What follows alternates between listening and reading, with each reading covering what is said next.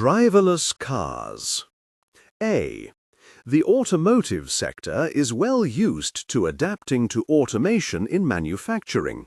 The implementation of robotic car manufacture from the 1970s onwards led to significant cost savings and improvements in the reliability and flexibility of vehicle mass production. A new challenge to vehicle production is now on the horizon, and, again, it comes from automation. However, this time it is not to do with the manufacturing process, but with the vehicles themselves. Research projects on vehicle automation are not new. Vehicles with limited self-driving capabilities have been around for more than 50 years, resulting in significant contributions towards driver assistance systems. But since Google announced in 2010 that it had been trialing self-driving cars on the streets of California, progress in this field has quickly gathered pace. B. There are many reasons why technology is advancing so fast. One frequently cited motive is safety. Indeed, research at the UK's Transport Research Laboratory has demonstrated that more than 90% of road collisions involve human error as a contributory factor, and it is the primary cause in the vast majority. Automation may help to reduce the incidence of this. Another aim is to free the time people spend driving for other purposes.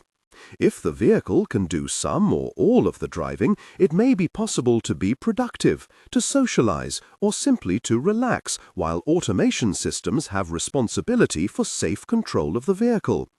If the vehicle can do the driving, those who are challenged by existing mobility models, such as older or disabled travelers, may be able to enjoy significantly greater travel autonomy. C. Beyond these direct benefits, we can consider the wider implications for transport and society, and how manufacturing processes might need to respond as a result. At present, the average car spends more than 90% of its life parked. Automation means that initiatives for car sharing become much more viable, particularly in urban areas with significant travel demand. If a significant proportion of the population choose to use shared automated vehicles, mobility demand can be met by far fewer vehicles. D. The Massachusetts Institute of Technology investigated automated mobility in Singapore, finding that fewer than 30% of the vehicles currently used would be required if fully automated car sharing could be implemented. If this is the case, it might mean that we need to manufacture far fewer vehicles to meet demand.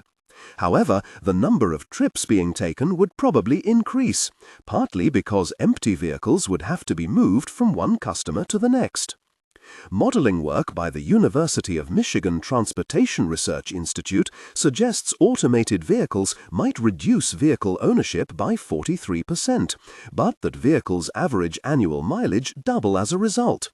As a consequence, each vehicle would be used more intensively and might need replacing sooner. This faster rate of turnover may mean that vehicle production will not necessarily decrease. E. Automation may prompt other changes in vehicle manufacture.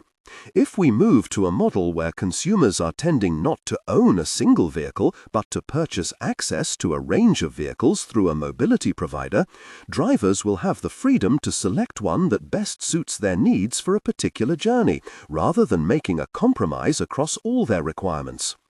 Since for most of the time, most of the seats in most cars are unoccupied, this may boost production of a smaller, more efficient range of vehicles that suit the needs of individuals. Specialized vehicles may then be available for exceptional journeys, such as going on a family camping trip or helping a son or daughter move to university. F. There are a number of hurdles to overcome in delivering automated vehicles to our roads.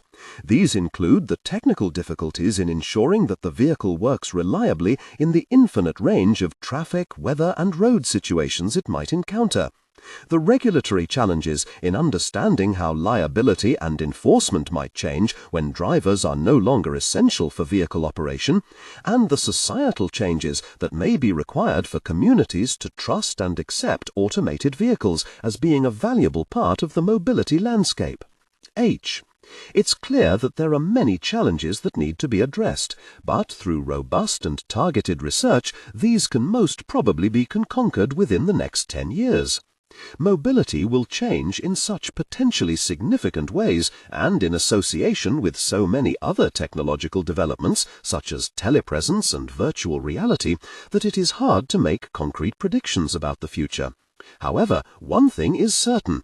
Change is coming, and the need to be flexible in response to this will be vital for those involved in manufacturing the vehicles that will deliver future mobility.